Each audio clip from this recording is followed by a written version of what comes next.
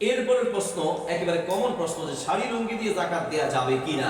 এটা অনেক ওলামায়ে কেরাম বিভিন্ন ওয়াজ মাহফিলে বলে, আমরাও বারবার বলে আসছি যে শাড়ি লুঙ্গি দিয়ে জাকাত দেওয়া উচিত নয়, শাড়ি লুঙ্গি দিয়ে জাকাত দিবেন না আমরা কতবার বলি, এরপরে এই ডিসিশনটা আমাদের সমাজ থেকে যায় না। এখনো অনেকেই এই যে বিভিন্ন লুঙ্গি বিভিন্ন শাড়ি অনেক দূর দূর থেকে নিক্ষেপ করে মারে যে জাকাতের শাড়ি লুঙ্গির জন্য। অনেকে আবার ওই যে ধনীদের বাড়ির সামনে গিয়ে দাঁড়ায় থাকে জাকাতের শাড়ি লুঙ্গির জন্য।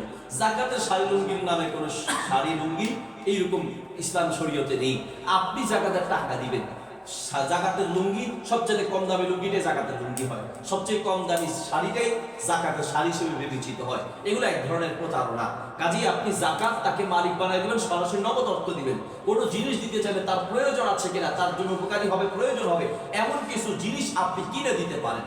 কিন্তু জাকাতের শাড়ি লুঙ্গি দেওয়ার নামের যে একটা প্রচলন এবং মানুষকে তিরস্কার করার মতো, মানুষকে প্রতারণা করার মতো একটা অবস্থা, 2-3 দিনও পড়তে পারে না। অনেকে জাকাতের শাড়ি লুঙ্গি কিনে সেগুলো 2-4 দিনও পড়তে পারে না, বা নিয়ে 2-4 দিনও পড়তে পারে না। অনেক দোকানে লেখা থাকে জাকাতের শাড়ি পাওয়া যায়, জাকাতের লুঙ্গি পাওয়া যায়, তার মানে সবচেয়ে কম দামিতেই সেখানে পাওয়া যায়। আল্লাহ মাফ করুন, এই সমস্ত নিয়তি বা এই ধরনের জাকাতের শাড়ি লুঙ্গি নয়, এবং জাকাতের অর্থ দিয়ে দেওয়া উচিত, যেটা দ্বারা সে নিজে মালিক হয়ে নিজের প্রয়োজন মতো খরচ করতে পারে।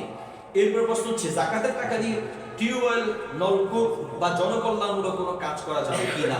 উত্তর হচ্ছে জাকাতের টাকা দিয়ে রাস্তা করে দেওয়া, জনকল্যাণমূলক টিউবওয়েল করে দেওয়া ইত্যাদি করে দেওয়া এটা জায়েজ হবে না। কারণ আপনি যে রাস্তা করবেন এই রাস্তায় কি শুধু গরিবরা হাঁটবে? এখানে ধনীরাও হাঁটবে।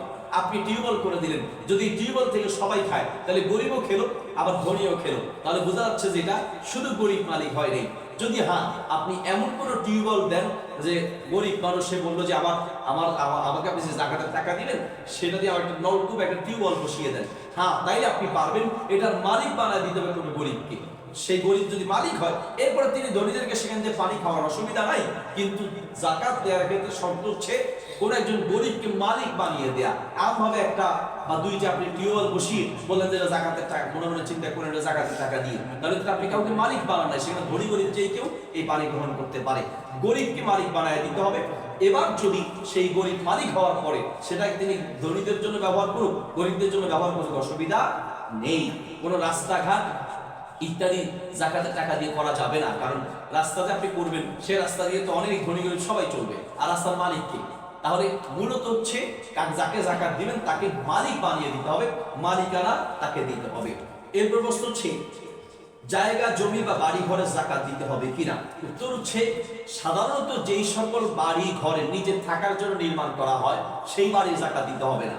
যেই জমিতে নিজে থাকার জন্য বাড়ি করবেন সেটা জাকাত দিতে হবে না।